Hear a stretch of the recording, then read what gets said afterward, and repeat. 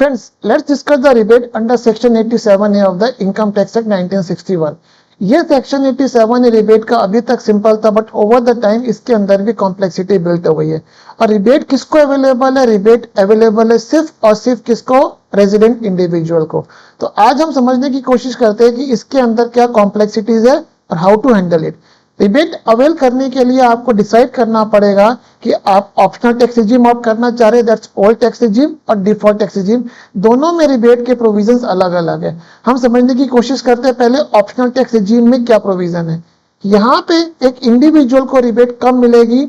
when his or her total income is up to 5 lakh rupees.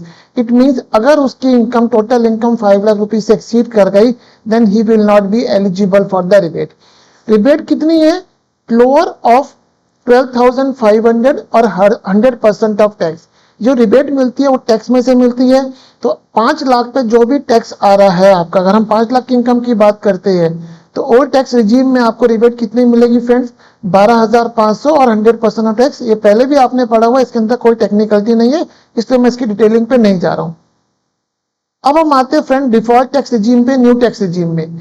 New tax regime में eligibility कब है? when total income is up to 12 lakhs.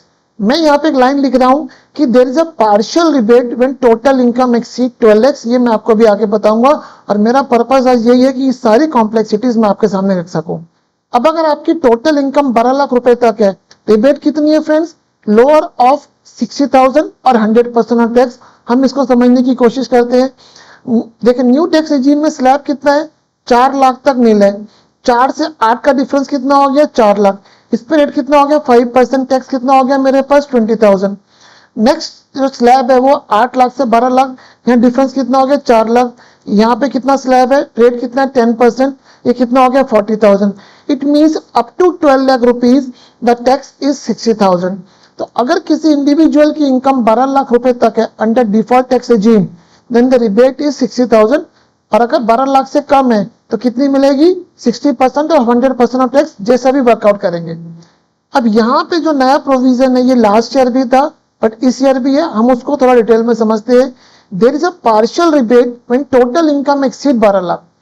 और जब total income 12 lakh रुपए से exceed कर रही है तो रिबेट कितनी कैसे मिलेगी? Tax on total income minus total income minus 12 lakh. और ये रिबेट कब मिलेगी? जब ये इक्वेशन आपकी क्या है? पॉजिटिव है।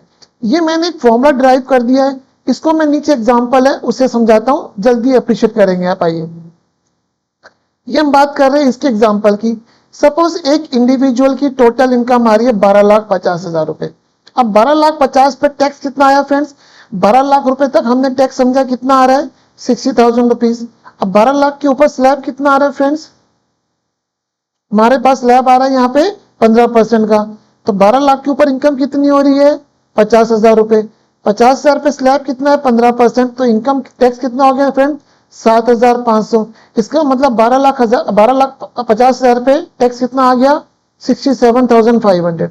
अब हम क्या निकालेंगे? Total income minus 12 lakh, which is in this scenario 12,50,000 minus 12 lakh, it comes to 50। अब आपको रिबेट कब मिलेगी? When A is more than B। तो यहाँ पे A कितना आ रहा है? 67,500 और B कितना आ रहा है? 50। तो आपको रिबेट कितनी मिली? 17,500। तो आपका टैक्स पेबल कितना आया? 67,500 में से आपने ये रिबेट माइनस कर दी, यहाँ पे A माइनस X आएगा। तो पहला केस आपको समझ में आया। दूसरा केस लेते हैं। सपोज एक इंडिविजुअल की इनकम आ रही है 12,70,588। अब इस पे टैक्स कितना है फ्रेंड? 70,588। ये कैसे आया मैं आपको बताता हूँ। 12 लाख रुपए तक टैक्स कितना आ रहा है? 60,000। उसके ऊपर कितनी इनकम हो रही है? 70,588। इस पे स्लैब कितना, इस पे रेट कितना लगाएंगे फ्रेंड्स? 15%। मैं आपको चेक करके दिखाता हूँ कितना आया फ्रेंड्स? 10588। 12 लाख तक इनकम कितनी थी? 60। तो इसका मतलब टोटल 12,70,588 की इनकम पे कितना टैक्स आ रहा है? 70,588। अब ये इनकम 12 लाख से कितनी एक्सीड है? 70,588। इसका मतलब जो रिबेट है वो कितनी मिलेगी? नील। तो टैक्स पेबल कितना आ रहा है फ्रेंड्स? 70,588। मैंने बीच वाला स्लैब क्यों लिया? मींस ये मेरा एक बेंचमार्क है। इसके बियॉन्ड अगर आपकी टोटल इनकम एक्सीड कर गई तो आपको रिबेट कुछ नहीं मिलेगी। वो एग्जांपल से समझाता हूं कि टोटल इनकम आपकी आई 13 लाख रुपए। अब इसके ऊपर टैक्स कितना है फ्रेंड्स? 75। कैसे? 12 लाख तक 60,000 और 1 लाख के ऊपर 15%, 15,000, 60 प्लस 15, 75,000। अब आपकी टोटल इनकम 12 लाख से कितनी एक्सीड कर रही है? 1 लाख रुपए। हमारी इक्वेशन क्या हो रही है? ए माइनस बी। ए माइनस बी यहाँ पे नेगेटिव हो रहा है, और जब ए माइनस बी नेगेटिव हो गया तो रिबेट नहीं है। है जो मुझे टैक्स देना पड़ेगा, कितना देना पड़ेगा? 75,000 रुपए। तो यही मैंने आपको समझाया इस एग्जांपल से कि आपको ये इक्वेशन बनानी है। रिबेट जब इनकम 12 लाख से एक्सीड कर रही है तो आपको रिबेट कितनी मिलेगी? Tax on total income minus total income minus 12 lakh, और वो रिबेट कब मिलेगी? जब ये इक्वेशन पॉजिटिव है। तो होप इतना आपको क्लियर हुआ होगा। अब फ्रेंड डिस्कस करते हैं जो मेजर अमेंडमेंट आई है फॉर असेसमेंट ईयर 26-27 के लिए, वो क्या आई है। ऑप्शनल टैक्स रिजीम में आपको रिबेट मिलेगी even if ever income taxable at a special rate, concessional rate. 111A which is a rate for the short term capital gain on sale of listed equity share on stock exchange। 112 है long term capital gain, 112 है long term capital gain on listed equity share sold on stock exchange. तो अगर assessing is going for optional tax regime तो उसको इस income के against भी rebate मिलेगी। बट अगर असेसी डिफॉल्ट टैक्स रिजीम में जा रहा है तो there will be no rebate against income taxable at a concessional rate. तो पॉइंट ये होता है कि सर क्या हम लोगों को कौन सी टैक्स रिजीम ऑप्ट करनी चाहिए अगर हमारे पास ये स्पेशल इनकम है which are taxable at a concessional rate. इसको समझाने के लिए मैंने एक एग्जांपल लिया है। Which regime to choose if individual, हम यहाँ नॉन सीनियर सिटीजन रिज्यूम कर रहे हैं, has only capital gain in his total income. मैंने दो ऑप्शन लिए फ्रेंड, ऑप्शनल और डिफॉल्ट। मैंने तीन सिनेरियो लिए। 111A this is a capital gain on the listed share sold on stock exchange. 112 मैं यहाँ पे एसटीसी लिख गया, मेरी एरर है। LTCG on any asset. और थर्ड मैंने केस लिया फ्रेंड्स यहाँ पे LTCG on our listed equity share stock exchange. अब यहाँ पे समझने की कोशिश करते हैं कि अगर आपकी सिर्फ इनकम के कंपोनेंट में सिर्फ और सिर्फ शॉर्ट कैपिटल गेन है तो which will be better one, old one और द न्यू वन। अब मैंने यहाँ पे इनकम जो ली है 5 लाख तक ली है। क्यों? क्योंकि अगर आपकी इनकम 5 लाख से एक्सीड कर गई तो आप क्या कहते हैं, जो ऑप्शनल टैक्स रिजीम है, ओल्ड टैक्स रिजीम है, उसमें आप रिबेट के लिए एलिजिबल नहीं होगे। तो हम समझने की कोशिश करते हैं। 5 लाख की आपकी कैपिटल गेन आई पहले ऑप्शनल में। MANC stand for maximum amount not chargeable to tax. इसको हम ऐसे लिखते हैं, maximum amount not chargeable to tax. 2.5 lakh रुपए तक की एक नॉन सीनियर सिटीजन की under old tax regime income taxable नहीं। 2.5 लाख रुपए हमने माइनस कर दिए। बैलेंस कितना बचा? 2.5 लाख। अब short term capital gain under 111A, उस पर टैक्स रेट कितना है फ्रेंड? 20%। तो इस पे 20% कितना आ गया? 50।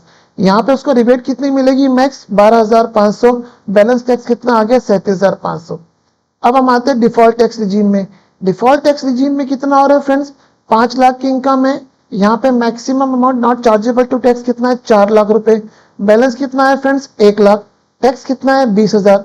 अब यहाँ पे आपको रिबेट नहीं मिलेगी, जो हमने ऊपर डिस्कस कर लिया है। तो डिफॉल्ट टैक्स रिजीम में आपका टैक्स कितना आ रहा है? 20,000।